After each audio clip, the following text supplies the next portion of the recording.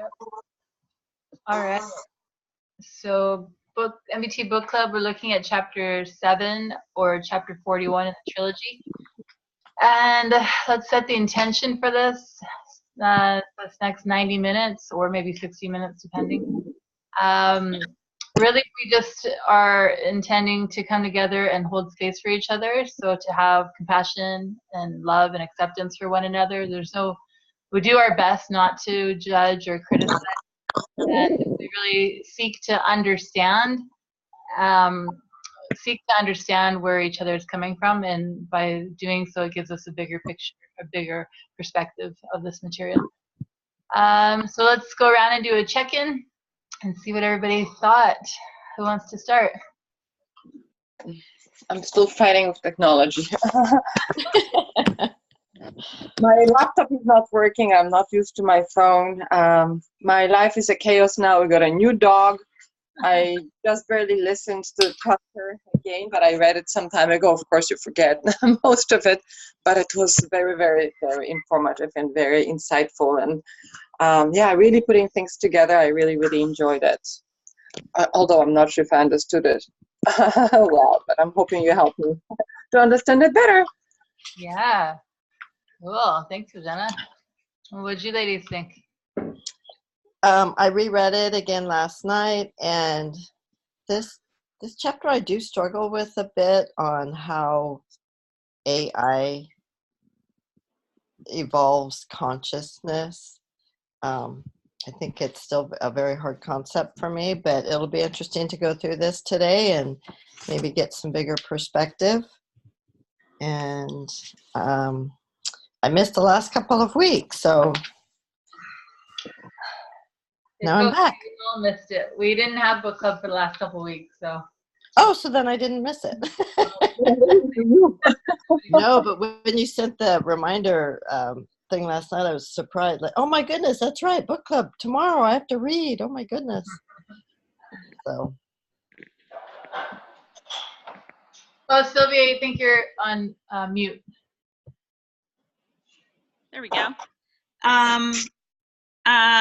Yeah, I thought this chapter, at least the front bit of it before it gets to like the aside bit with that's talking about the computer thing, I felt like it was really kind of integrating, and for me it felt like it kind of was, kind of bringing you back someplace to like a solid footing before we're probably going to launch someplace a little more not more complicated, but another tangent that. So I really like the beginning of it, where you have these 4 concepts. And then I sort of skimmed over the AI bit. Yeah. So, I mean, I read it, but I just sort of was a little, it was, the whole thing was an indent. It was a really long indent. So it was kind of like, but I think it was more than an indent. Anyway, but yeah. Oh, there he is. Getting dressed. Dean, I think you have to unmute.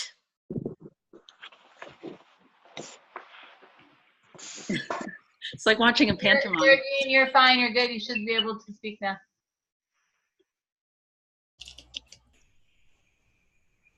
Okay. There we go. Yeah, we're just doing a check-in. So if you want to share any feedback you had on chapter 7 or chapter 41. Oh, you're on mute again, Dean. You have to unmute, Dean.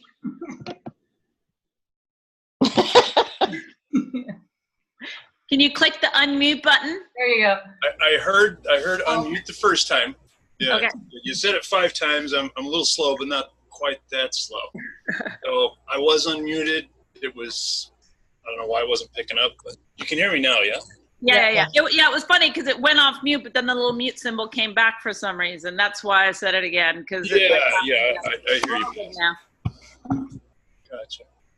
I hear you. Here I am. Apologies.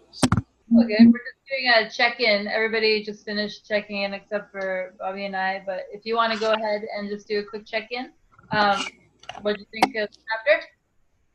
Yeah, so I've had a hectic week. You'll have to forgive me. I didn't get it read. Okay, all good. Yeah, 1099's going out. And yeah, apologies. I wanted to be here and at least connect with everybody, participate. Yeah, thank you for being here. It's Thanks, guys. Thanks for your patience. Nice to see you. Appreciate it. Yeah, I like the chapter. I'm just interested to see how everyone interpreted it. I wish I had this when I was writing one of my final papers in philosophy on the existence of God.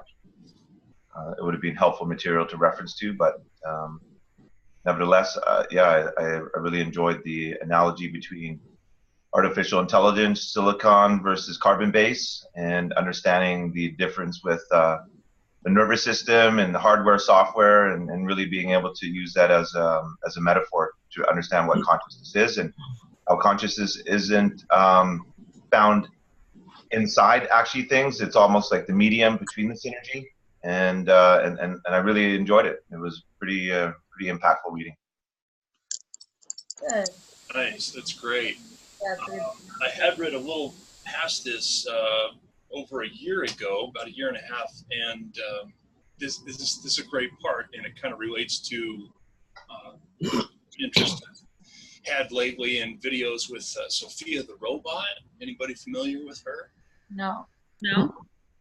So we've got possibly an artificially intelligent robot. Check her out. I'll throw a link up to something that's a little quicker and better. There's lots of things out there on her now. Just synthesized intelligence, the possibility for consciousness. Perhaps there's a little bit of a soul in this robot, so pretty interesting. Yeah, very cool. Okay, well, why don't we dive in? My feedback was, I don't know, I wasn't too into it. I was just, I like the personal stuff, and I found this to be a little bit too far removed from that. But let's get into it. So, did you guys have anything that stood out on the first page?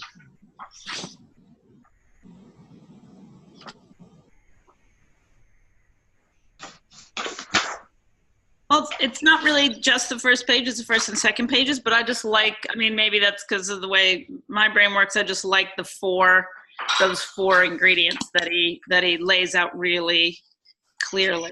Because I feel like then I can, it almost gives me a little tick list to check me like, oh yeah, I'm much better at this, and oh, I'm a little weaker on this. It's almost like a check-in.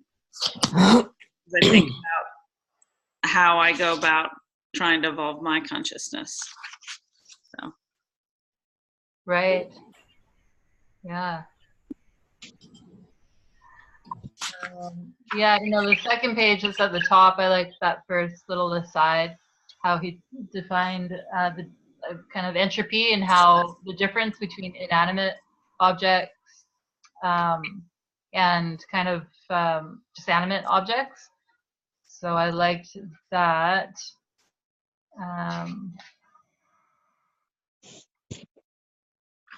Yeah, because I hear that a lot. A lot of people are always like, when I tell them about entropy, they always get confused, and it seems to be that, yeah, some people have a hard time with the way that I use entropy, and it's the same way that Tom does, right? Measurement of disorder.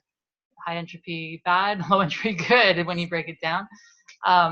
But then I find that people who are very, I guess, scientific, they don't like that description of it, and they want to go into the details of their understanding. Well, I don't know, Sylvia, you're a physicist, aren't you? Or you're a No. I'm business. I'm a business person. I thought you were a scientist. No. I went to business school and I actually studied business undergrad and for grad school. Oh, why did I think you were a scientist? I don't know. Oh, okay. Very poignant and intelligent. I play one on TV.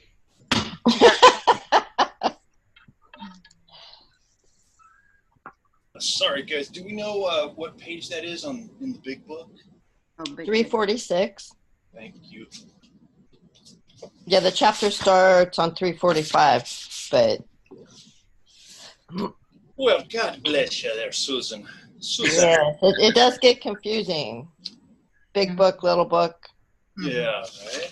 Yeah. Yep. Yeah, further down on that same page, so it's 96 in the little book.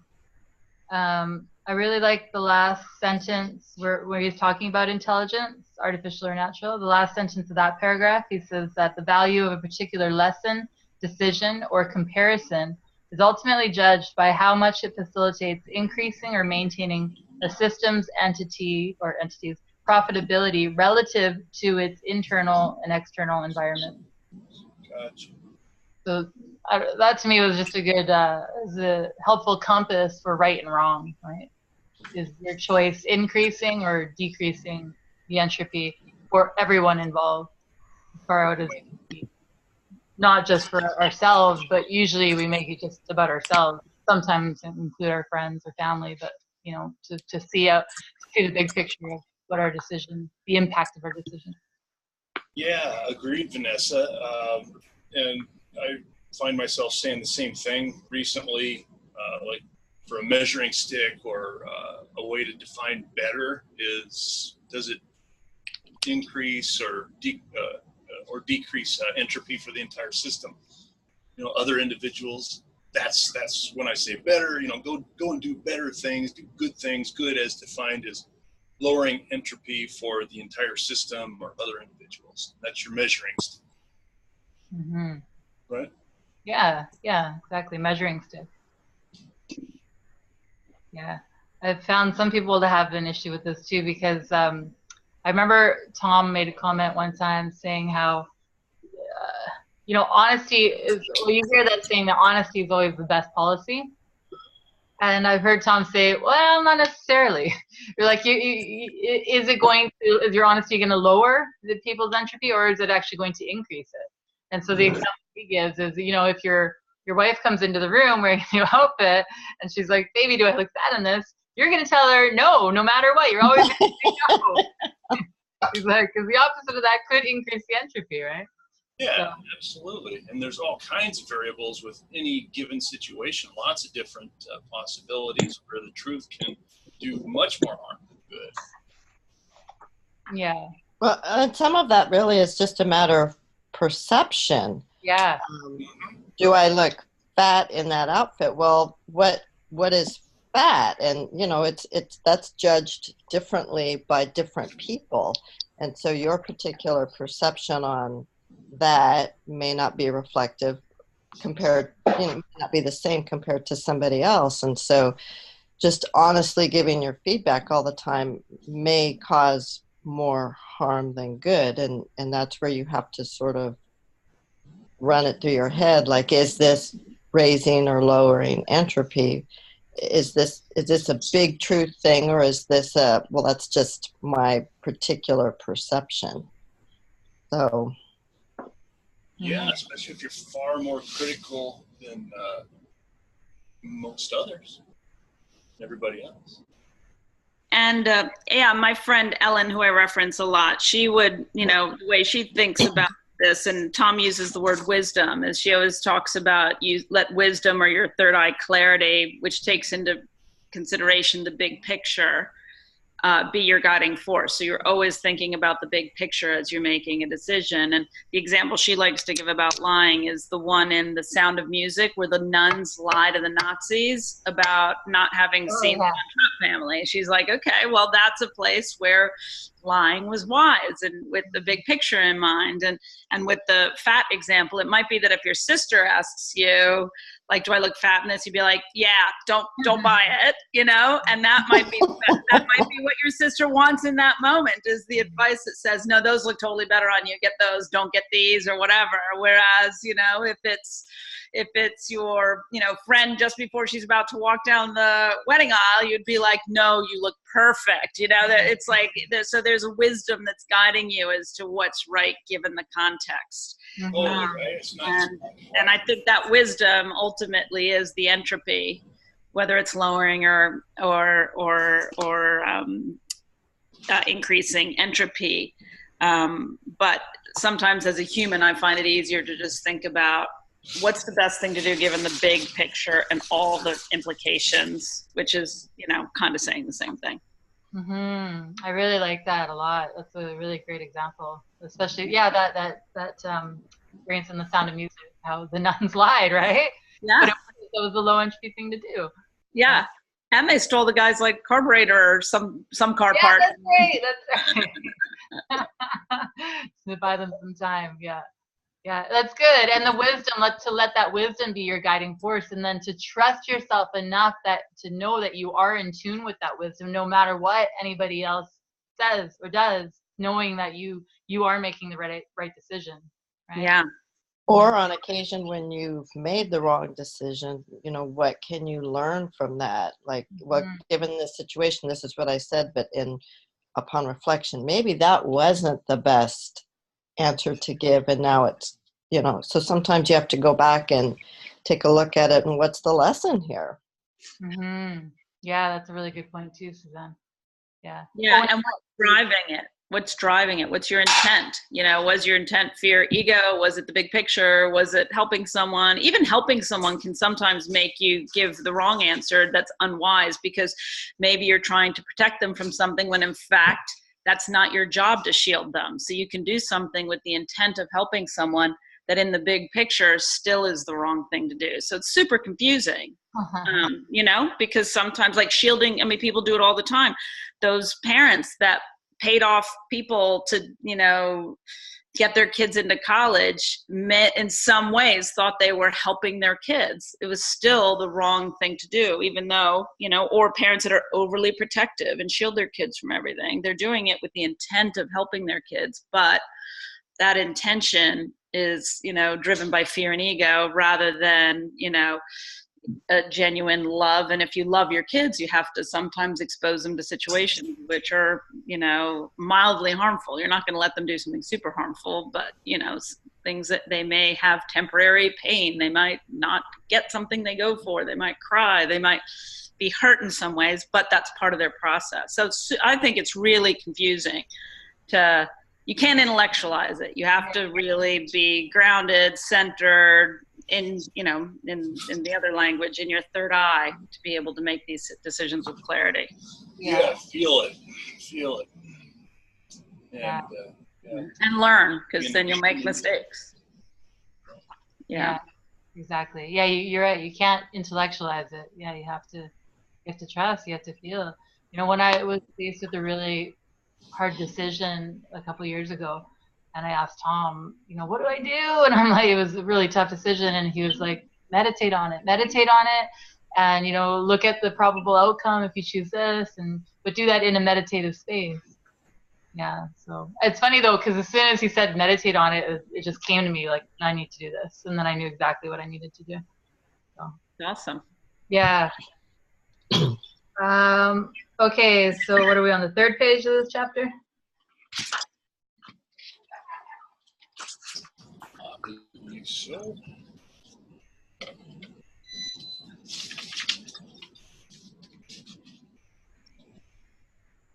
So, the big book starts with extreme wide range of capabilities in the middle of a paragraph. I'm just wondering if the smaller book is the same, or if the pages themselves are different as well. What is the very first paragraph in the big book? It is after, the half of the paragraph above it. It's our external physical environment provides the natural. Oh, that's page. So go one page. I think we're one page before that, Dean. Mm-hmm. I don't know what number that is in your book. Oh yeah, my bad. That was the fourth page. My mistake.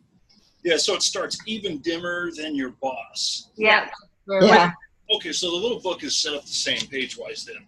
Right now it is, yeah. Okay, got it. Graphic design, whatever, layout. Cool. Okay, did anybody have anything on that page that stood out? Nothing there? Nothing. Okay, next page over.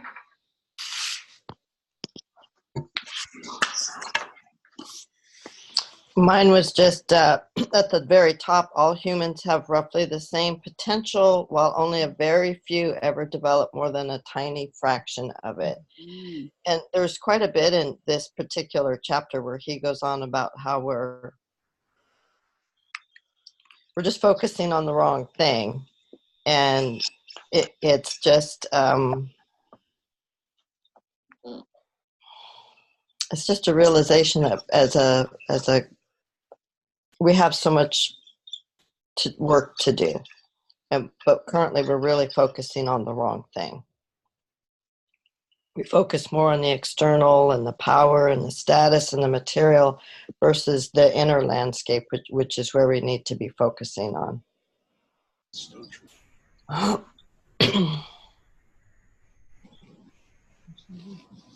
Yeah, I agree 100%, Suzanne, for sure. You know, I feel like sometimes it can be really exhausting too, this whole personal development game. Like, I mean, even for Bobby and I, we've been really focused on like we want to evolve, we want to grow. But like when does it ever end? You know, like sometimes like can you just take a break sometimes and just like chill and relax and like not have to be always working and uncovering all these fucking fears. Like there's so many fears. It's like, oh my gosh, once you get through one, there's another one that pops up. Or it's the same one, it's just like a different version of it. And it's it can be exhausting at times. Although it's heartening to hear what, when Tom talks about it, he's like, you do hit a certain point, like it's really slow going in the beginning and it takes a while and a lot of effort, but then you get to a certain point and your growth sort of takes off on this exponential up curve where it's, you still have work to do and you're still working on it, but it's not quite so hard and there's just this turning point at some place and where it does get easier. Mm-hmm. The point, I guess the question is, are we going to make it in this lifetime or another one? But it's not always quite so hard. Yeah, I concur. I mean, I can definitely see if I look back over the last, 3-4 years since I came across this material, it has gotten easier since day one. Day one I had so much fear. I was like, stop reading my thoughts. It's crazy in here. You don't want to read my thoughts. I'm like, no, it's all good. I'm crazy and I own it, And so, it's shifted a lot more. I think I'm more gentle on myself. Yeah. Over the last few years. I think also for me, I mean, again, I really like the chakra metaphor, realizing it's just a tool and a metaphor. And, Tom's always said to me, as long as you know it, don't be dogmatic about it, Sylvia. And it's a tool and it's not real, but it's a tool and a construct, then it can be healthy. But, if you start saying, no, it's absolutely this, then not. And so I'm comfortable with it in that framework as a tool, which works for me. But that notion of almost physically feeling like there's a third eye and that third eye connects you to wisdom is really, for me, helps me when I start to slip out. I feel like, wow, like I'm not in my third eye right now. So it helps me just take a pause and get myself clicked into that mode. Now that may not have anything to do with an actual third eye, but it has, for me, it's a code word to get there. And the aspiration is to always be in your third eye, to always have the big picture in mind. And I don't know if that helps, but I think finding whatever tools help you get to the point where you're in a fairly steady state. And when you come out, it feels like, wow, I know I'm out. Why is that? And help you pop back in, or to be really aware of what things pop you into that level of awareness. Some people, when they iron, people that love ironing, it's because for whatever reason that monotonous task pop them into clarity. Or we all have things that naturally are places and circumstances and activities that pop us naturally into that, and then circumstances or people that yank us out. And so it's like, starting to feel and perceive those so that you can be really aware of it and be like, oh my God, whenever I'm with Linda, I am not in my third eye. And just being aware of that helps. You know what I mean? So anyway, I love that thing because for me, it's just so simple. Just like I'm in my third eye, which means I'm in wisdom and awareness and I'm balanced. I'm not too inspired and I'm not fearful and ego. I'm like just kind of in this, clarity. That's clarity. Yeah. Anyway, if that helps, but I love that construct as a tool. Totally. Yeah. Tom, say that factually there is no physical aspect to chakras or the third eye. He explains it as a metaphor. Yeah, a lot of people think it's real, like you've got an etheric body and you've got your physical body and blah, blah, blah. To me, it's, I don't care. I don't know which it is, but I'm happy, you know, all I need is for it to work. Like, I don't really care if it's. I got you. But, yeah. So, but Tom would say, no, it's just a construct. All right. I have a difference of opinion because I can definitely feel it as an actual meridian point on the flow of energy. Yeah. That's one of many. And gosh, I thought, I guess it wasn't Tom. Yeah, but there's other meridian points that you can feel the outside of your eye, right here, and down at the bottom of your eye. But anyway, I digress. So, just my 2 cents. So I wouldn't. Yeah. If you feel that that's a thing, one way or the other, it's not a big deal. Yeah, I see it as a metaphor. Well, only because so I went to the Joe Dispenza workshop, right?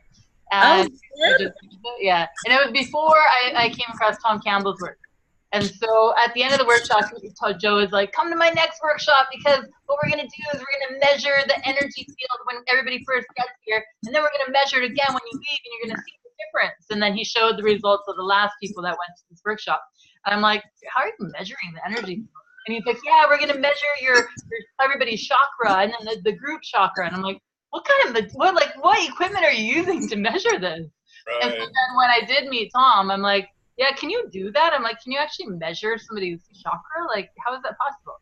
And he was like, "No, can't measure somebody's chakra." He's like, "You can't use equipment in this physical matter reality to measure something in non-physical matter reality." He's like, "So what they're actually doing is they're measuring the heat that's coming off of people's bodies. That's what they're measuring." Yeah, that's obviously not chakra. I mean, that's body heat. Yeah. Put 10 people in a phone booth. Well, it's going to be 105 degrees, right?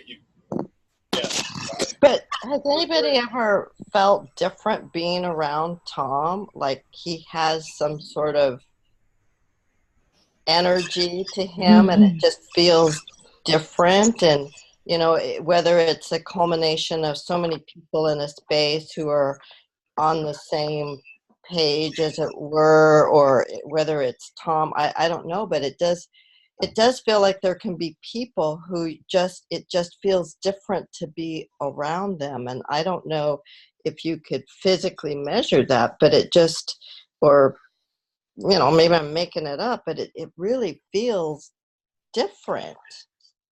There's a reality to that, of course.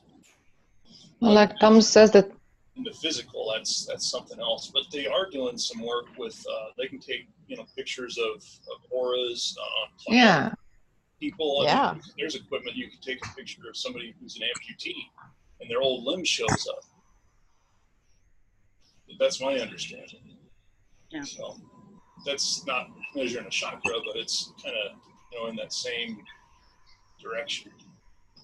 So I'm just saying, maybe don't go all in because Tom, has one particular view that there's no measurement. I mean, maybe it might be something he's just unaware of, and he's been working on the same things for so long. He's never stepped outside that circle. Not to say anything bad or demeaning about Tom. I mean, he's the guy. He's my hero. I got his book right here. It's autographed. I went and saw him, and blah blah blah, just like anybody.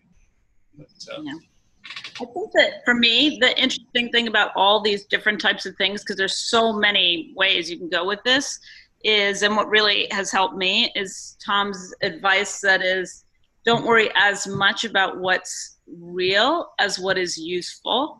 I think that's one. And then, like, if I particularly got super interested in measuring the vibrational aspects of chakras, like as long as you're doing it from a purity and a place of wisdom rather than fear or ego or like, look, I told you, you know what I mean? You've just gotta, there's no reason not to explore any of this stuff from a scientific basis if it happens to be your interest.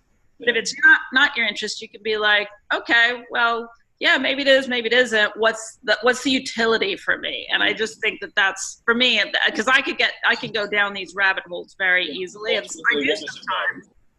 But then Yeah, his whole notion of being open-minded and skeptical is he's not telling you to believe anything he says. Yeah. He's like, if you go out and you find a different truth or reality, then hey, And it works for you. don't believe what I say. Go out and figure it out. So if you have a difference of opinion on something, he's like, great, that's Yeah. good for you. Sylvia, the what really comes to mind is in the little book on page 98, on the 4th paragraph, it really links directly to the next page, and it says, the primary hallmark of poor quality consciousness is self-centeredness. Now, an intent that primarily directs one's time, energy, and resources toward getting instead of giving, expressing the low quality of high entropy consciousness. Now move right to the next page across, and it says, and here's what really was an epiphany for me as you were saying this. If you were into vibrational elements, this is an example of we are driven to seek and generate improvements of all sorts, quote unquote, as we pursue our own sense of personal profitability. As we are fearful species driven by the needs of our ego, these two forces push and pull us in every imaginable direction, thereby providing us with an unending array of choices. Each choice presents us with an opportunity to convert an increment of high entropy ego fear into low entropy unconditional love. And then if you go to the top of the page, it says that self-centeredness and self-absorption is humanity's lowest common denominator and are universal attributes that cut across all the cultures. Exceedingly rare is the individual who's focused upon what he or she can give to rather than what he or she can get from any given interaction. So as you guys were exploring this and I read what I underlined, what came to mind for me was, and really what came up was, what's the difference between being self-centered and focus on personal development? And so with your example and understanding rather what's not real, instead of focusing on what's real, but on what's useful is actually a really powerful short statement in terms of understanding the difference between, you know, because oftentimes I feel as that, well, I'm focusing on myself. I should be, you know, coming from a place of compassion for others, but then I come to the realization, I'm like, well, fuck, I'm no good to anybody if I can't help myself. So I got to really focus on me right now. And so I appreciate what you just said there in terms of not what's real, but what's useful. And then mirroring that to what Tom is saying is that, hey, man, we've got an array of choices. As long as it's allowing you to lower your entropy and increase your level of consciousness. And then he goes on to what does that mean later on in the chapter, which is really cool. I didn't draw the linkage between this material and then later on in the chapter 7 of what he starts to talk about, which is really found on page 107. And and really kind of ends the chapter. So thanks. And I'm with you. I underlined exactly those things too. So I don't think everybody did, but I totally, that's I love you pulling those together. Yeah. But for me, that notion of the big picture is more helpful than the entropy thing, even though I totally get the entropy thing, but just feeling like, okay, is what I'm doing right now, even if it's focused totally on me, is it helping the bigger picture? So if I'm decreasing my entropy, then that does help the big picture because of all sorts of other things. But that can also be true of, you know, if I sit in my room and write a book for 3 years, is that helping the big picture? Maybe. You know, if I go fix my car, is that helping the big picture? Maybe. Like just about anything. If I cook dinner tonight, is that helping the big picture? Maybe. And sometimes it is and sometimes it isn't. And that qualitative difference between doing the exact, this is going to be funny. Does anybody else watch Game of Thrones? No.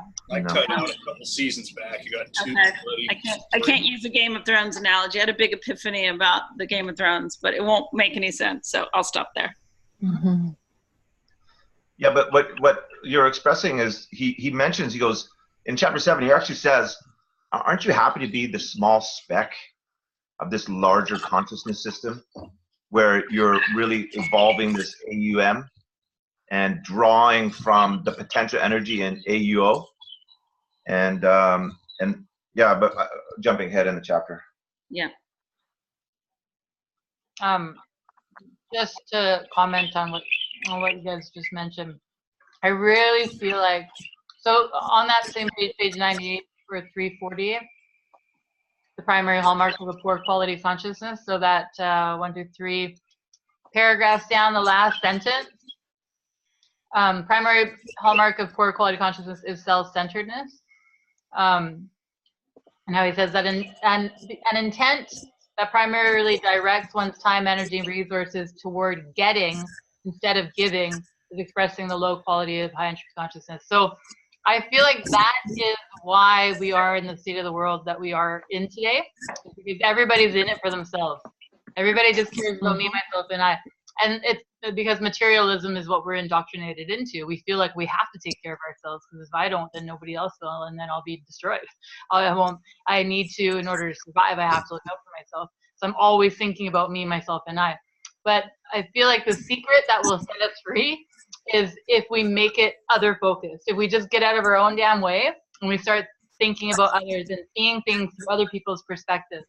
And then back to what Bobby was saying, and that you also have to take care of yourself too, because you can't be in service to others if you don't feel good about yourself. So it's like a fine line, you know, like there is obviously that analogy of when you're on a plane, you got to put on the mask first before you can help anybody else. Because if you don't put on the mask, you'll die and you're no good to anybody else. But sometimes I feel like in the personal development industry, we take that to the extreme. So we're like, hey, put on the mask. And now, you know, pass me my boy, I need a life jacket. And we take care of so much of ourselves out of fear that now everybody else is dead. You know what I mean? Like we can't even be of service to anyone else because we're so focused on ourselves. So there is a fine balance of taking care of ourselves and then being and it's trusting, like, okay, no, I am good. Now I can go out there and serve others. And believing in yourself enough to serve others. One of the things that, you know, we're obviously like running workshops and stuff. And one of the things that Bobby always says, if we go into facilitate and we're not, like even today, like we had a lot of shit come up all night. As you can tell, we've got black eyes on her. And like, and so, but one of the things he often says is you don't have to be perfect to help others, right? And one of my quotes that I like is, you don't have to be perfect to inspire others. Let others be inspired by how you deal with your imperfections. Because that's also very relatable too, right? So, right. Yeah, that's just kind of what I had to add to that. Yeah. Oh, goodness. Yeah, I find this also super confusing because, you know, helping others, you can also veer off. It's easy to veer off into ego or something else. I mean, it's so complicated. Generally, of course, being mindful of others and respecting others, but I mean, there's also this notion that if you change yourself, you change the world. Like it's complicated. So it's more about a state of being. And I think if you're in the right state of being, then you'll make the right choices that help others anyway, because you're seeing the big picture. That's why I like the big picture thing, I think, because even though, you know, Tom says this, it's about more towards giving than getting. But he would also say that, you know, people that, you know, give for the wrong intentions, you know, people that are like, I'm working at the soup kitchen in order to get into heaven, that's probably not the right intention either. So I think it's really complicated because there are times maybe you think maybe you're very ego driven and you're focused on, you know, curing cancer. And, you know, that means you garnering resources and you know, leading other people and you creating, and how you do that can't be manipulative or anything else to be a good person, but you might be extremely self-focused. And then when you're 80, you find a cure and you're serving the oneness, and that's how you serve the oneness. So I love the notion of serving the oneness and the big picture. To me, that's an easier way to think about it because giving, it can be complicated and sometimes getting is the right thing to do. And I feel like when I just had my injury, and I've always been very externally focused, both with my kids and my charity work and, you know, the kids in Dorchester and all that. And I had to be completely self-centered. I stopped doing everything for anybody. I just said to everybody, you got to take care of that. You got to take care of that. I'm out. And I just completely drew out. And that's kind of when I had the biggest growth. I wasn't helping anybody. I was focused only on myself. And it took, an extreme event to make me do that. So I think it's a key question, and I don't know the answer, but I think it's really challenging. It certainly feels good when you're helping others, and it feels like, how could this possibly not be the right thing to do? So that's really good. But it's not the I just go back to his explanation of, if you're helping somebody else because you think it makes you look better, or because you're going to get famous for it or make money, and maybe you do come up with the cure for cancer, but the intent behind it is like, wow, I'll be so famous as the guy who, found a way to beat cancer, then yeah, you've done a service to the world, but your intent was not in the right place. And so does that really lower your entropy based on that intent that was around, status or power or ego or fame, whatever? So, he's used the example before of Mother Teresa, where she did a lot of good helping people, but she maybe necessarily wasn't the nicest of people. And so, yeah, you can help people, but if your intent is not right, then even if the intent is, just to add to that, even if the intent is, I'm going to help people so I get better, then it's a little ego driven. So it's really tricky. Yeah, it's funny. So as you guys are talking about this, I'm just looking back to, the organization that we've started. And what's funny is it started because I wanted to meet people. It was actually a selfish reason. I was like, I want to meet people who are on this path. I don't know, but I want to meet people. And it was all about me. And even today, so even the group now that we facilitate, one of them, it's called Conscious Coupling. And that got started because I was struggling in relationship, and I'm like, fuck, this is so hard. I'm like, there's got to be other people struggling too. Let's get together and all talk about this. But it was never because, I must go and help people. It was always self-serving. It was never altruistic. But then it ended up turning into something where a lot of people benefit. And so you hear the feedback today, hey Bojana, where people are like, oh, this is amazing, like, thank you for doing this. And it's like, well, actually, I never did it for you. I did it for me. But it just, as a byproduct, people end up benefiting from it. So yeah, the whole intent piece. There was Nice. Yeah, you can start from one place in your intent, and it can grow and improve and get better. So Yeah. There was this experiment, I think, in New York when a group of people were meditating and the crime in the whole city dropped down. So what is with that? Sometimes we just have to focus on love and on ourselves, and everything around us changes. Yeah, I've always wanted to do that. I think it's called the Intention Project, where they literally will give you like, okay, now for this next month, meditate on this city or whatever. I think something like that. Yeah, that's really cool. So in chapter 7, he actually talks about it on 101. I'm not sure if anyone has anything, but so he goes, on the physical side of the human coin, the Darwinian game of survival and domination by the fittest plays out in this little picture of PMR. In a bigger picture, humans also have an innate drive towards self-improvement that focuses on the evolution of consciousness. The fact is that in the PMR little picture, long-term success ultimately depends on establishing a balance between these two modes of human evolution.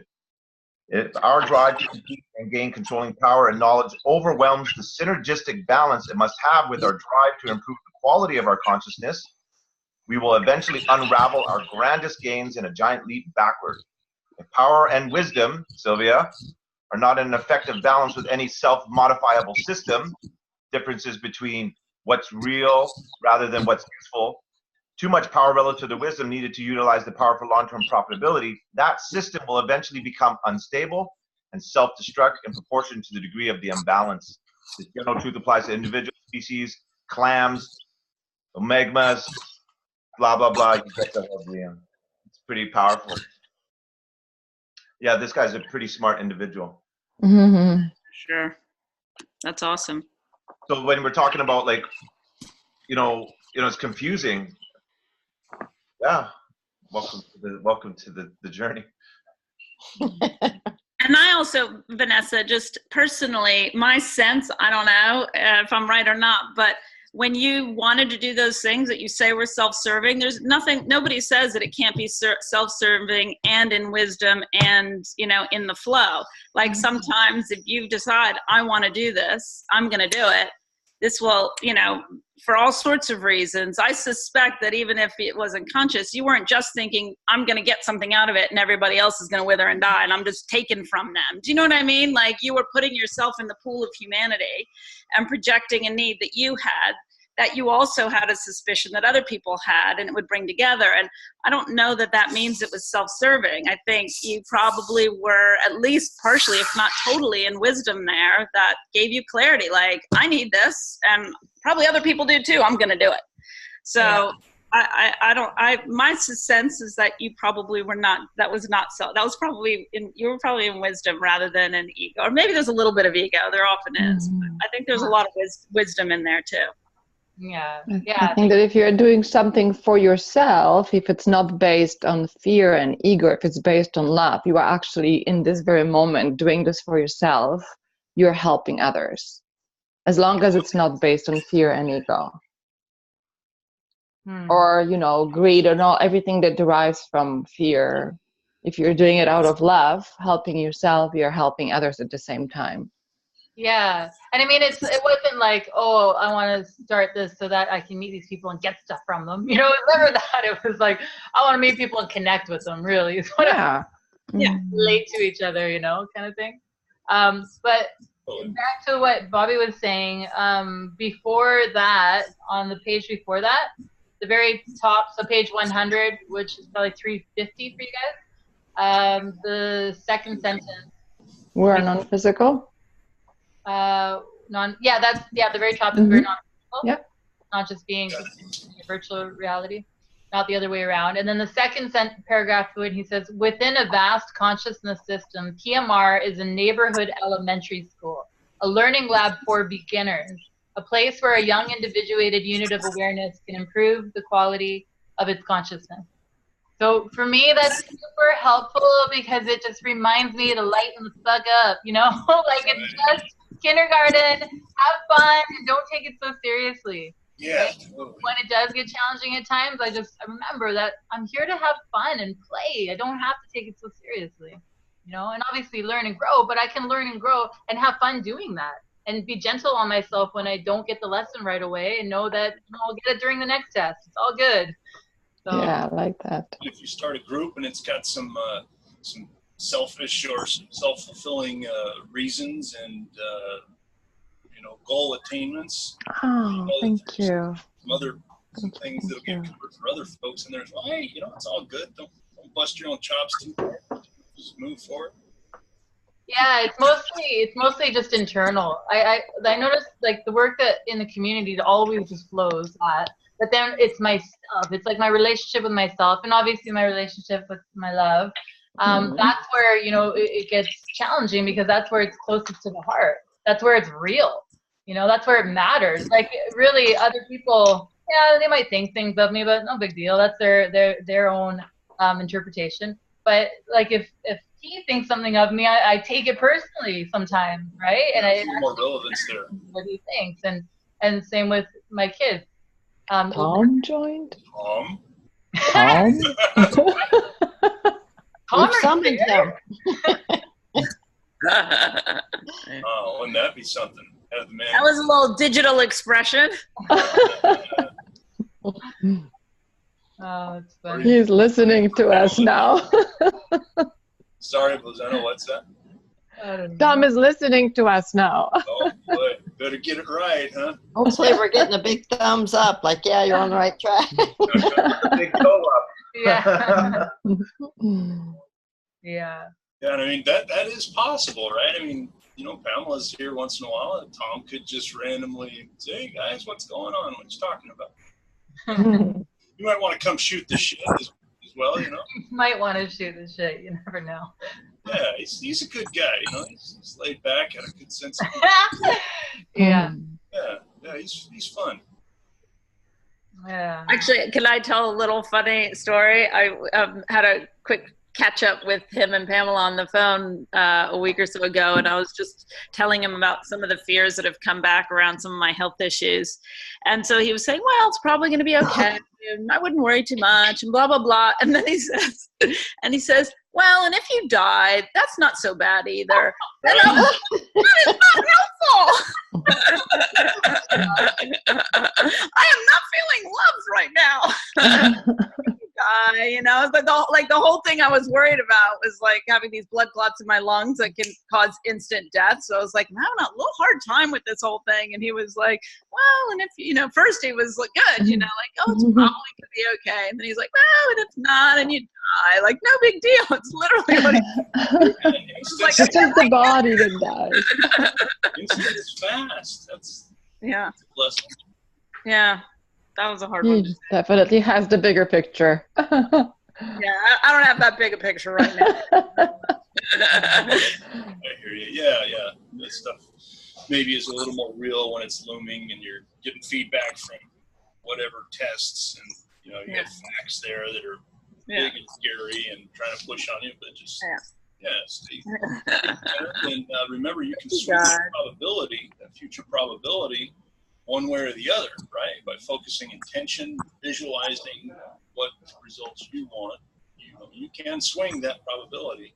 Yeah, that's what Tom said too. That's perfect, Dean. It's truth. Yeah, it's reality. I've experienced it, absolutely. Yeah. Yeah, it's real. Anyway, I just thought that was funny. Yeah. Okay, so before we move on, was there anything else on these pages, 100 or 101?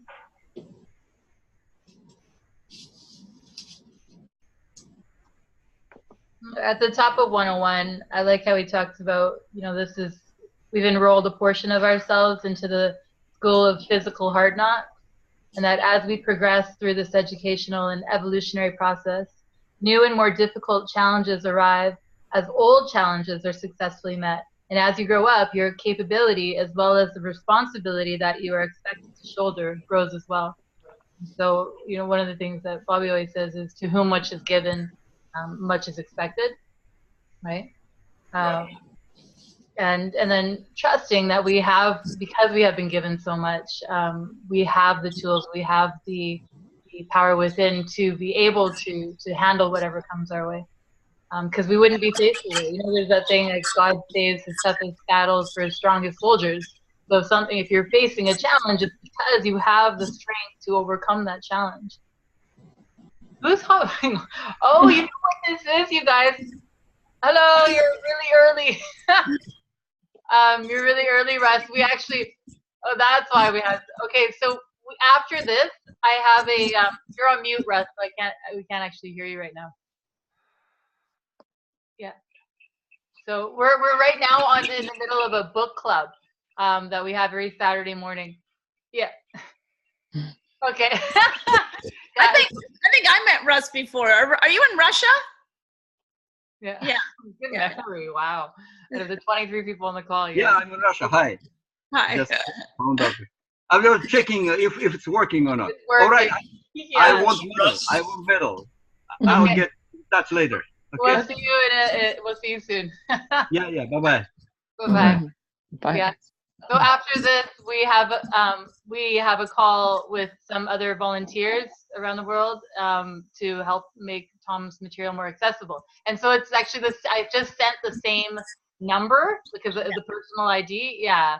So now, yeah. But it's not for another hour. But some people are just checking to see if it's working. We didn't think that. Yeah, that would happen. We won't do that again. And if they're getting the time change wrong too, that could be it. You know.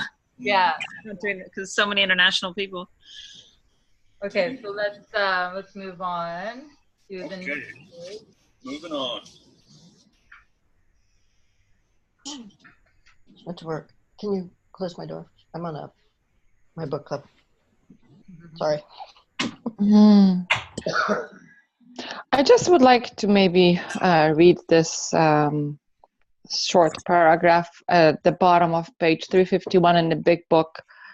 And it says, large ecological systems that are stable and therefore the most successful in terms of evolutionary progress are necessarily self-balancing.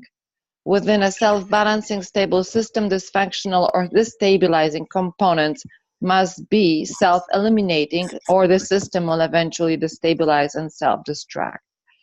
So what I wanted to talk about is, like, we just have to have trust that this is the system that is self-balancing, self-improving, and everything is always perfect. And if something is not serving the system, will eventually self-eliminate. So we don't have to worry about it. We just have to enjoy our existence while we are here and worry about our own systems within systems, because we're made out of systems. There's like the components within us that are made out of individual cells, and each cell has to be responsible for the whole system. Let's say a liver cell is responsible for how a liver works. So I was even thinking, all our systems within us even have their own consciousness. And by being good to our body, we're communicating with our heart, with our liver, like we are being good to them by providing maybe information that is in form of feeling, which is non-physical reality. We are by, like, Tom was mentioning in the chapter before, that if you have if you get a haircut, if you think bad about this haircut that makes you feel bad, then this haircut is going to affect how you feel. Eventually, it's going to affect your whole body. I don't know if you see a point in this, but I'm thinking, even if you put food into your body, it has information. So by adding this information, you may be changing the information within yourself. By having the feeling, which is negative, you're also changing the environment, let's say, to more acidic in the stomach.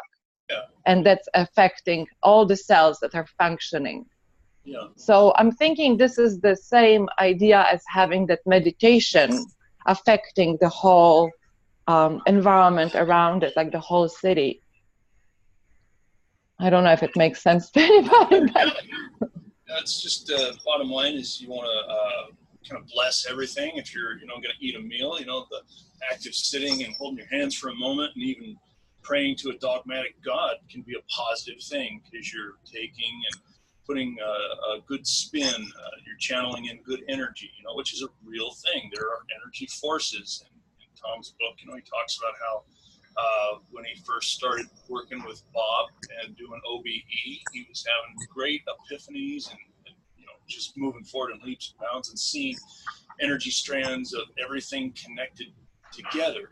You, I, all of us here, we've all got these strands, these connecting cords, strings going to and from us with the exchange of information, energies, kindness, good intentions, wishing each other well, even if it's not said, even if the thought is, hey, Hosanna, she looks good today, I hope things are well. Try to see things in a positive light. And when you've got a city that's got 1,000 people that are all meditating on positivity and love, that creates a certain weight and swings that needle, one direction or the other.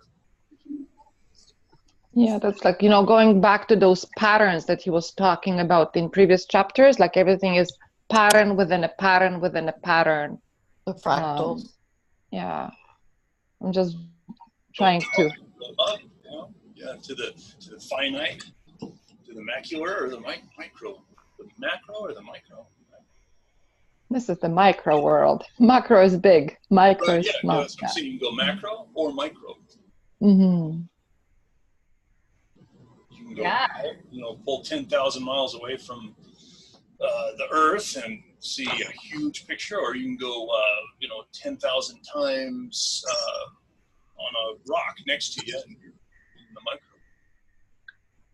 Systems.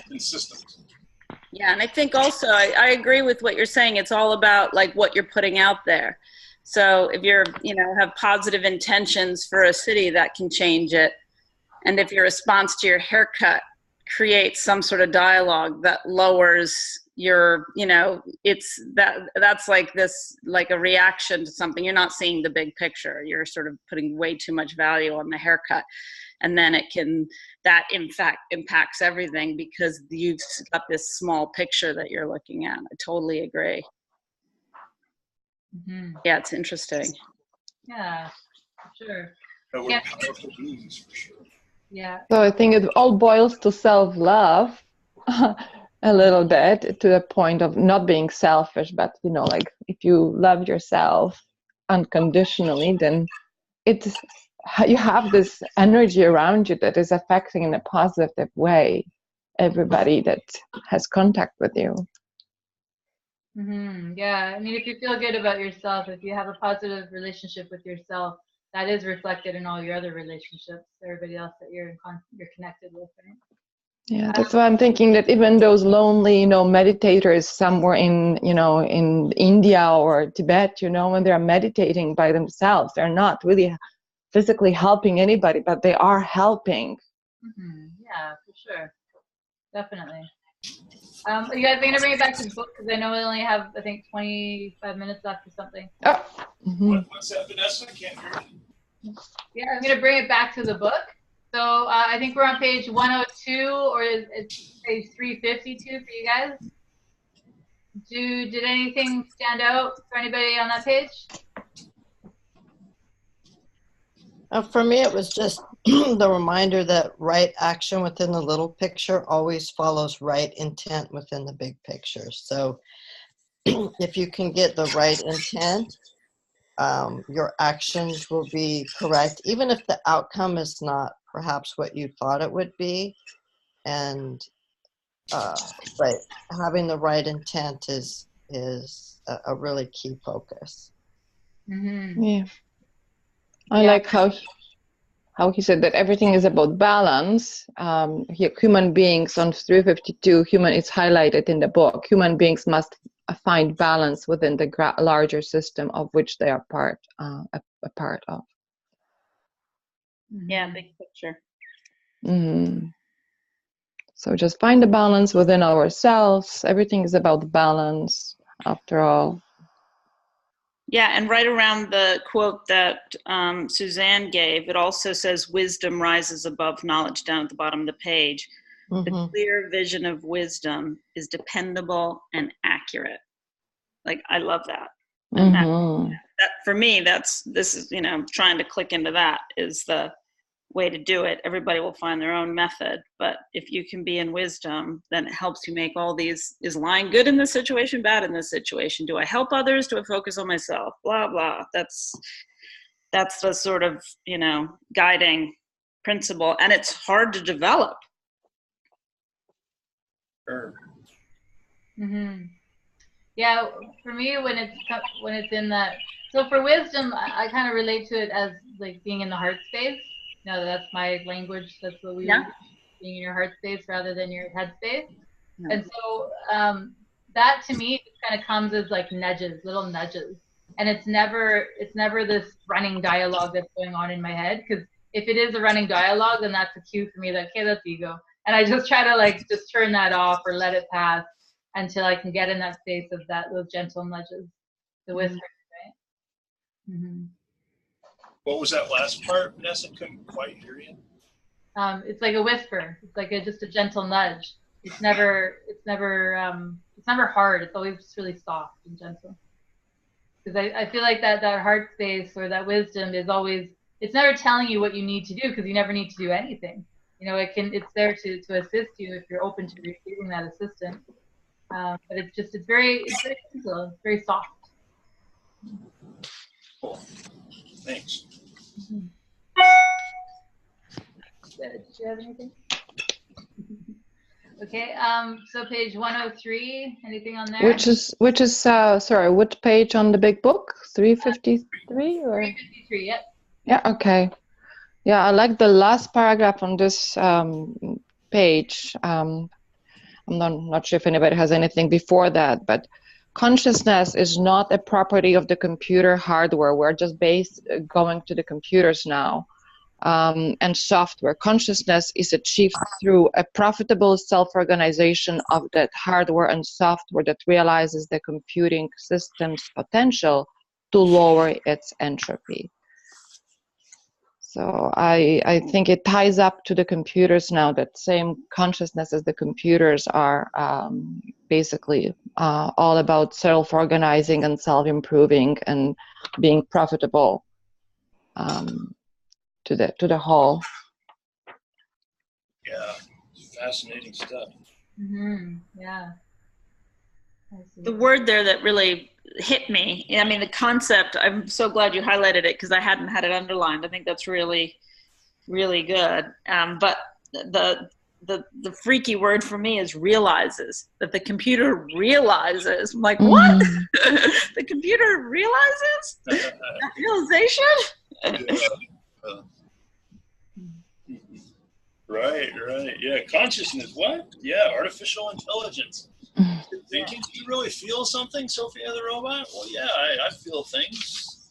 Just because you can't see them or feel them, Yeah, I mean, he could have said that the hardware and software are responding to their potential to lower entropy, but he says realizes. That's just kind of interesting. But I think what he really articulates later on is that just the same way that a rock or a sea urchin has consciousness, so does artificial intelligence. And yeah, but they're worlds apart, though. Yeah, but the consciousness that he's talking about is one that's evolving. And he even states that if we were to think that we're the pinnacle of consciousness, we're actually moving backwards. Yeah, but there's so much more going on with consciousness. Hi, Monica. I sent out a link. The same link I sent to our book club that meets every Saturday morning, I sent to the volunteer team. And so the volunteer team, we're not meeting for another hour. I don't know if you heard of any of that. Monica? Oh, hello. No, I didn't hear that. I'm testing my microphone. Can you guys hear me? Yeah, we're just really early. Yeah, I was just going to pop in really early because this is an headset for me. Oh, okay. Hi, everyone. Hi. This is our... That again now. No, everything is working and I'll see you again towards 7. Well, yeah. I'll see you soon again. Okay, yeah. Okay. Ciao. Thanks. Bye. Is it alive? It's alive. And he doesn't like being held. Can you see him getting mad? Yeah, right? Yeah, he's throwing a little fit right now. I think I've watched too many Terminator movies. This little guy's a trip. Okay, Vector, settle down, buddy. Okay, so let's try to zoom through this because we're never going to pass chapter 41. I know. In 3 weeks in chapter 7. Right. You have to kill it. Okay, let's see. So page 104 and 105, 354, 355. So just to build upon what I was saying, on 104, right down, kind of 2/3 down, it goes, do not consider consciousness only in terms of the human model. We are not the be-all and end-all of consciousness. We're simply one specific expression of a more fundamental process. And that goes into the AI experience, and that's kind of where I was leaning towards. It was just making kind of an idea that, yeah, we have all different forms of consciousness. But I could be off. Right. Yeah. We're expressions of it, yeah. Yeah, there's many different hosts for consciousness in physical matter reality. You know, anything that has the ability to make a choice will be able to host consciousness. So that was kind of my understanding of it. Right, you got to have decision space, I think. Yeah, exactly. That's the criteria. At least that's what Tom says is the criteria for consciousness. That decision space, the ability to make a choice. Right. And yeah. Okay, so let's move on to page 106, 107, 356, 357. Anything there?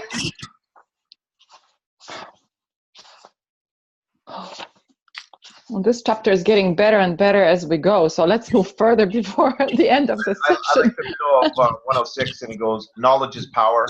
With every major discovery, the stakes grow increasingly higher. Next paragraph, he goes, great opportunity usually travels hand in hand with great risk. And then he goes down below in the same subset, he goes, contrary to popular belief, big decisions always turn on the knowledge and wisdom of ordinary individuals. Where is that? On 106. 106. Okay, thanks. Which is in the big book 355? It's in the aside within the aside. Oh. Yeah, the inside of the inside. He starts drilling down deep. Right. Yeah. Yeah, I like the last sentence of that aside, or the last two. The people and their leaders invariably get what they deserve. You are in a position to make a difference.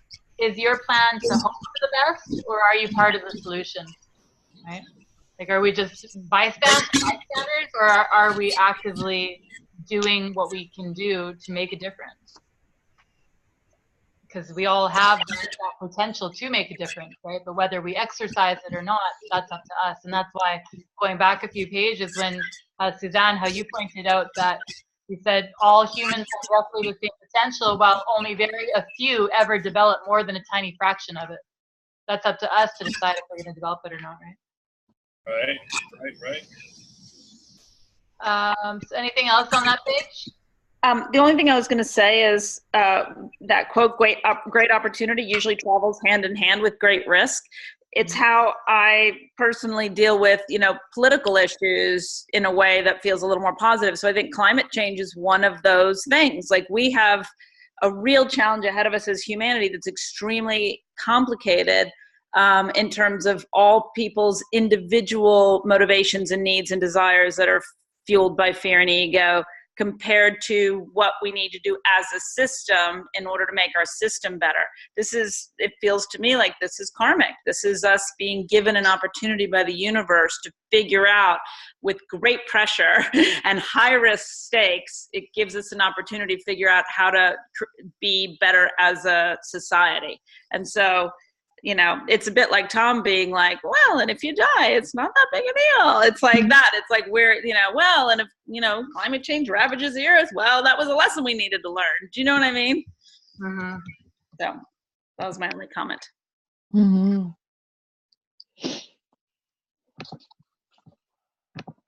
So it makes me look at risky situations, or makes me look at them differently, because I see something that may seem really bad, and I'm like, well, that's a big opportunity to learn.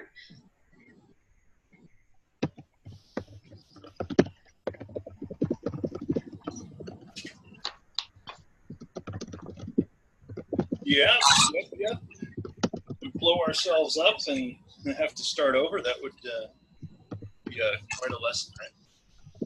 Or whatever the case. That's what we talked about earlier, where the system is self-regulating. I can't remember the term that it used, but it's like if you get out of balance, then there's sort of a rebalancing that happens, and kind of go backwards a few steps, maybe to start over and go forward again. All right. Mm-hmm. So where are we now? Page 107, 357? So when I set the intention for myself, I said I wish I had this this kind of concept when I was writing my philosophy paper. I really highlighted the last paragraph on 107, and I just kept highlighting all the way to the last paragraph on 108. And it just really, the first sentence really understands it. Computer consciousness is not attached to computer's hardware any more than our consciousness is attached to our brain, and then he just goes off. And when he goes off, I mean, this guy goes off, like he goes deep, and synergy is produced within a system. Like, it just starts. I loved it, what he was talking about. And then he talks about how consider primordial consciousness, AUO, as a form of potential energy, and how we in the AUM are drawing from this potential energy. and really powerful stuff on 107, 108. Yeah, definitely interesting spots here. And then really on the bottom of 108, he goes, to kind of capitalize, he goes, an evolving digital consciousness system, which is the same as a digital system of self-organizing energy called consciousness, experiencing the following: decreasing entropy, increasing synergy, a greater ability to work. And he's talking about this digital system and how the analogy to us as individuals. Mm-hmm. It's pretty cool. Yeah. You know, and I have a background of computers and coding and all that other stuff. So awesome. Yeah, I was like, this guy, man, this guy is going off. I love it. That's awesome. I'm going to go back and reread that again. Yeah, I have 2-3 pages highlighted almost every single sentence in it. That was crazy. Like, oh my goodness. Just spray paint. Makes Don't so highlight much sense. Yeah, on the next page over, what I had highlighted is, well, one of the things was 1, 2, 3, 4, 5, fifth paragraph, second to last paragraph there. One does not make a consciousness system. One makes a system that supports the evolution of consciousness. Consciousness, like a flower, cannot be directly constructed, but grows when given suitably fertile conditions. I love that because I'm always looking for how does this apply personally. And so this applies personally for me when I'm looking at growing myself. How do I grow myself and how do I help others grow? Because obviously Tom always says you can't make others change, but you can create a safe environment for others to grow. So just by loving people, accepting them as they are, and then doing the same for myself, accepting myself as I am, that's creating the fertile ground for me to change, to feel safe enough to go out there, make mistakes, learn from them, and grow. So yeah, I like that because I tied into something personal. Yeah, nice. Mm-hmm. It's pulling the bootstraps. Yeah. Okay, over on 110 or 360. Sorry, can I just make one comment about that, Vanessa? I'm glad you pointed it out. There's so much in here. I hadn't focused I know. on this, but I agree with you. That's really good. And what I try to remember is that for myself, like whatever circumstances we're giving are suitably fertile. Like, a near-death experience, which is really unpleasant, and you're not feeling the love so much, that's a fertile circumstance. Being homeless is a fertile circumstance. Like a lot of these things they're awful, and we can feel great compassion for people, but they still might be what that person needs to grow. And when we have our own difficulties, it may be what we need to grow. So there's helping provide others, but then in the big picture, also realizing that everything we're being given is fertile circumstances. Yeah, even tragic events like apparently even Holocaust had so much more that came from it, like so much compassion and love and understanding for one another. So same like tragic natural events have so much to teach us. So we just have to accept everything that happens as an opportunity for growth. If it's bad. Yeah, because we're so quick to judge things and label things as good or bad. A couple years ago, my cousin was 24 and he committed suicide. And right when that happens, people think, "Oh my God, that's terrible! How could that happen?" And I remember at the funeral, there was hundreds and hundreds of kids came to be there for him, and his mom was so just had it together and was so like powerful, and I was blown away, and I was really, and that inspired me to see kind of the bigger picture as she could, because that's one of the most difficult things you can ever experience as a parent. The worst. But just to see her and how she was able to just hold everybody together and to be there as a leader in such a difficult time was really inspiring for me. Yeah. And it's interesting though, because not everybody saw that. My sister-in-law was like, "I can't believe her. How can she should be sad?" And it's like, okay, how are you going to choose to react to the situation? Everybody has their own experience. It's the same situation, but everybody's going to interpret the data differently, right? And it is fertile ground if you choose to see it that way, but oftentimes people don't. because of their own beliefs and their own fears that they then project onto others. Yeah. Okay, so anything on 110 or 360? You should be proud to be a tiny piece of this dynamic big picture consciousness evolution interactive fractal ecosystem. As an integral part of the evolving big picture consciousness fractal, the process, purpose, the pattern of you is the process, purpose and pattern of the whole. You will hear more about this in section 5, but I mean, this is promising what's going to be happening in section 5. So let's just be proud to be those tiny little part of the evolving system, because everything is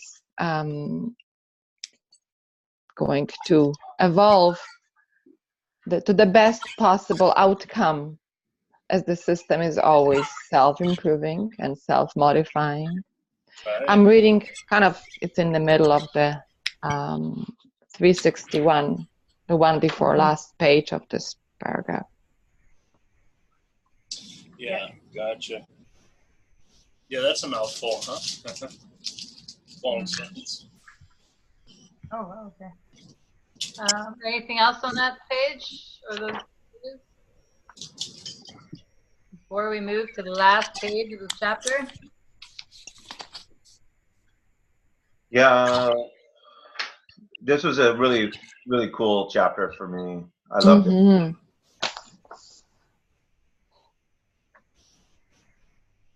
There's definitely an argument for AI. Right, yeah. Like, and he qualifies. It's not like AI is different. AI is the same as us, because that's what people are saying. Well, can they be human? He's like, no, it's not about being human. It's about them being their own form of consciousness. Yeah. Yeah, it's really amazing the things that are happening right now. And I just had robot stuff coming up in my YouTube threads, and was a little curious and started looking at that a month or two ago, and man, I got hooked. There's really some amazing stuff happening. And Dean, I know the AI robot that you're talking about. That one, I think it's in Japan or China that they created. Sylvia, or what is it? Yeah, Sophia, right? It's just like, yeah, she's running all over. She just gave a speech in Canada. I mean, she's doing stuff on her own now. They just bring her out and she talks, Yeah, it's crazy. It's really a trip. I mean, she's more or less a person as far as you can tell. It's a trip. Mm-hmm. Yeah, really neat. So before we go to the closing circle, was there anything else that you guys wanted to point out on the last page here?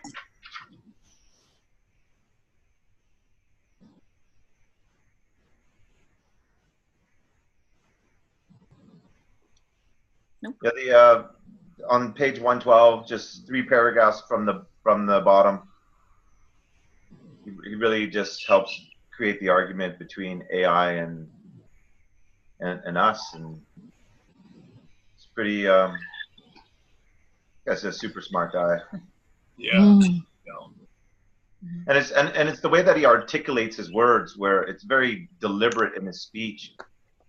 It's just, there's no mincing. There's no, like, a lawyer couldn't take his words and try to find a loophole through it. It's soundproof. It's like, this guy's he's onto something for sure. Yeah, house of bricks, not of cards, right? Yeah, he's solid. So when you read it, you really gain confidence in terms of the things that he's expressing, and so. Yeah, absolutely. Yeah. So on that note, why don't we do the closing circle? So final thoughts or comments about chapter 7 or chapter 41. Bojana, you want to start? Well, I thank you, everybody, again, for contributing to my deeper understanding of it. I'm glad I had a chance to listen to this chapter a few times, because it allowed me for a deeper understanding of it. And that basically, I am curious to learn more, but at this point I'm thinking, oh yes, now I actually get it. Like every chapter is such a revelation to me that I think I get it all, but as he said, you're just scratching the surface. It's going to get deeper and we have more to uncover. So I'm looking forward to our further diving into it. Thank you, everybody. Thank you, Lisa. Me? Sure. Well, yeah, for me, this is kind of close to my heart because I've been really fascinated with the whole AI thing and Sophia the robot. And just even the past couple of days, hearing about that from another friend, sending links I haven't even had a chance to look at. But, yeah, it's really, really cool stuff. So it's great to have some nice folks, nice, sharp, intelligent, good people to share this stuff. Really cool. I feel blessed to be here, so thanks, guys. Thank you. Sylvia or Suzanne? Sure. So I also feel like so much gratitude from Vanessa for your wisdom of pulling us all together. And yeah, there's certain chapters that I feel destabilize me a little, like, oh, I thought I understood, but now I'm a little confused, or this is something new and I don't understand, and certain ones that feel like they kind of solidify the base before moving on. And for me, this was, particularly in hearing the discussion at the second half of the book, it feels like, okay, I feel a little more solid again. So I'm ready to be destabilized again, but that feels good. So thank you guys. Thank you, Sylvia. I still struggle on this particular chapter a bit, so I'm still sort of processing it. But I am very grateful to be part of the book club. And I think it does help because I can easily go, I'm not very interested in that and skip over. Where being in the book club, I feel more compelled to no, I really need to read it, and I can still be confused about it, and that's okay. But I feel more responsibility to actually read it and try to understand it. So, and I think all of these parts, like we've talked about before, he does do very consciously, and so at the end you really have a better picture of the big picture. So the fewer places that I sort of skip over and go, I'm not interested in that, the better. Yeah, for sure. I'm just grateful to be here, guys, and yeah, thank you. It's an honor to sit here in my Jordan tracksuit and yeah, just relax and enjoy the conversation. Because thank you, guys. Yeah, it's awesome. Yeah, I love this too. I so love this. We haven't met in 2-3 weeks, and I kind of was getting to the point. Well, you saw the message last night. I was like, so can anybody make it tomorrow? Because I was desperate. I'm desperate. But then we all come together, and for me, it just really opens me up and helps me to understand and to prioritize and to know what's important. And again, the theme that keeps coming back to me is don't take things so seriously. Have fun, lighten up, and just enjoy life. Great message to end this session. Thank you, Vanessa. And can we all take a few seconds to throw Vanessa and Bobby a little love for whatever kept them up all night last night? Can we do that? Aww. We love you guys. Yeah. That's a little healing energy. Yeah. Sending love always. Love you both. Love you guys. See you guys. All right. Bye. Yeah. Till next time. Bye. Okay. Bye.